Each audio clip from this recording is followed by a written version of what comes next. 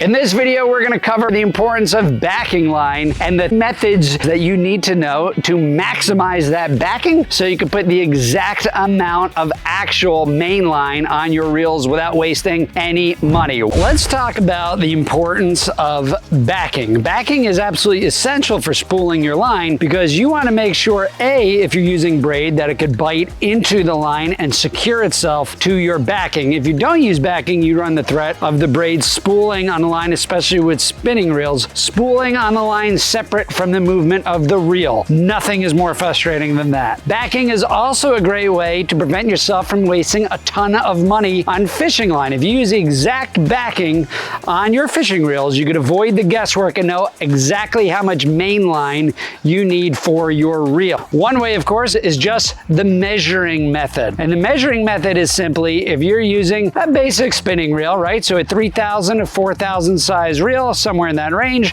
and a regular bait casting reel for, let's say, largemouth bass, you could put backing on the reel until you get to about 1/4 of an inch between the monofilament backing and the end of the spool. A good rule of thumb is if you put 1/4 of an inch of backing on between the end of the backing and the spool, you could put about 150 yards of braid or fluoro on that spool as well. So if you purchase 300 yards of line, this is great because what it means is if you use that measuring technique, you could easily fill 2 fishing reels with this line and you'll know exactly how much line you've used. I always use backing. You'll see guys on the YouTubes with the stickers on them and the fancy boats telling you to put, 300 yards of braid on this thing, and that's a colossal waste of money. Just put the backing on here, and this way too, if you ever want to change line, like let's say, you want to use this for something else, or you're going to use this in high currents, or you're going to use this in an area where you need either heavier or lighter line, you could always just take off that 150 yards we're going to put in here. We're going to put on 150 yards of braid, and we're going to match that for the line capacity with the backing so that when I get to the backing on this fishing reel, I know it's time to change the braid, and I don't have to take off 300 yards of braid. I'm only going to take off the 150, which by that time will probably be only about 50 yards of braid, and that is how you maximize your money with these fishing reels. All right, and first step always whenever I spool my fishing rods is I always actually run all the line through the entirety of the rod, just like I'm going to start fishing. And you're going to see why that's so important as we go through the demos here of how to spool all these different kinds of fishing rods and reels. So I literally will run this through all the guides of the rod.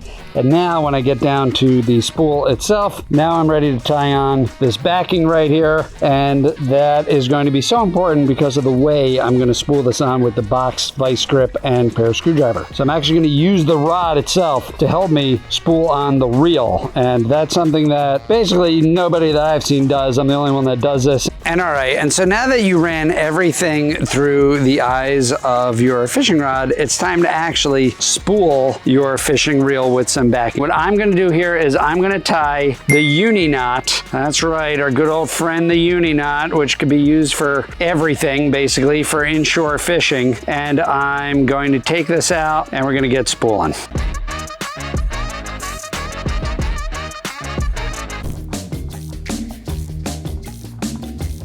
Now, there's absolutely a ton of nonsense out there about all these different tools and things you can use to spool your fishing reels, right? A million different ways that you can waste your money. Or you can do the Johnny Fish Law way, where all you need is a pair of vice grips that you probably have in your shed, a screwdriver, which I know you have in a shed or laying somewhere around the house, and a box, which if you're anything like me, these come in at least 1,500 times a day. My wife loves her some Amazon, that's for sure. These are literally the only 3 things you need to spool your line ever. A box, screwdriver, pair of vice grip pliers. All right, let me show you the easiest way on the planet to spool your fishing reels right now.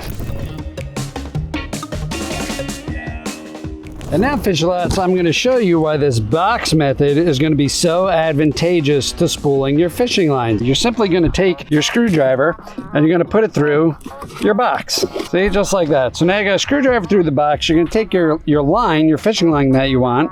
And this is the trick here, right? This is the important part. You want the line coming off the top of the spool. So it doesn't matter if you got it label face in or out. You'll hear that all the time, like make sure the labels, it doesn't make a difference. You just want that line coming off the spool like this on top. I'm going to show you that a little bit better here in a minute, but right now it's easier just to do it label side first. So you're going to poke that through. So now you got your fishing line on the box with your screwdriver, and here comes Mr. Vice Grip. So now what you're going to do is you're just going to clamp on the vice grips as tight as you can onto the box, just like that. And now those vice grips are going to weigh down the box so that the box doesn't fly up and roll all around as you reel in your line, and B, it's going to provide a lot of tension on that spool for when you're reeling in your fishing line, and that is going to ensure that you get the line on perfect and that you don't have any tangles. And of course, if ever you do have an issue where you reel in the line, like the box is a little unstable, you can just add any sort of weight. So for me, I'm just going to put this 2-pound weight in there. That'll weigh down the box perfectly. You could use a water bottle. You could use literally anything to do that. But the important piece is that the line is secured and not going to go anywhere via these vice grips right here. So let's get reeling. I'll show you how perfect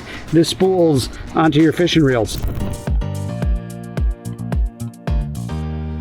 And all right, fish lads, so now we're ready to spool. We got it hooked up to our box right over there. We got our backing ready to go. And before you ever spool on your line ever for anything, what you always want to do is just tighten down your drag. And this applies for spinning reels or bait casters or conventional reels. You just want to make sure that that line is going to go on as tight as possible. The worst thing you can do is be reeling in and then spin the spool. On a spinning reel, it's even worse because it'll twist the line and that'll just make your life miserable, because quite honestly, you're gonna have a ton of tangles. Bait caster's not so bad, but you do want to make sure that that line goes on the spool nice and even.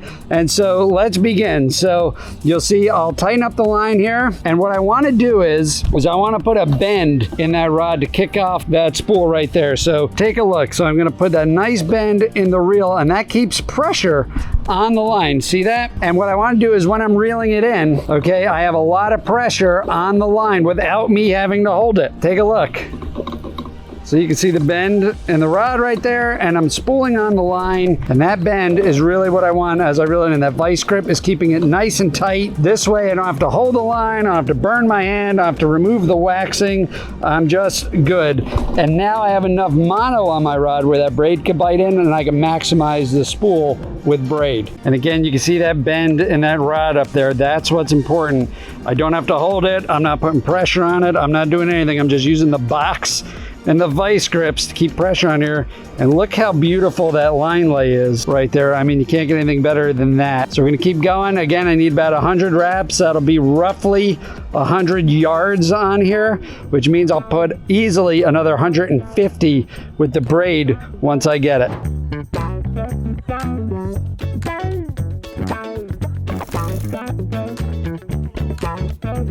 And that's it. Now we're ready to put on the main line. I got about 100 yards of backing on here, and 150 yards of flipped braid line is coming up. Now your backing here is absolutely a critical step to spooling your fishing reels. However, if you want to know the full guide of the ins and outs of how to spool every type of fishing reel there is on the planet, go ahead and click on this video right here, which I go deep into the full guide of the many different ways that you could save a ton of money in your fishing line by very Johnny Fish-A-Lot style ways of spooling your reels. All right, fish lots, thanks for tuning in. I'll see you out there on the water.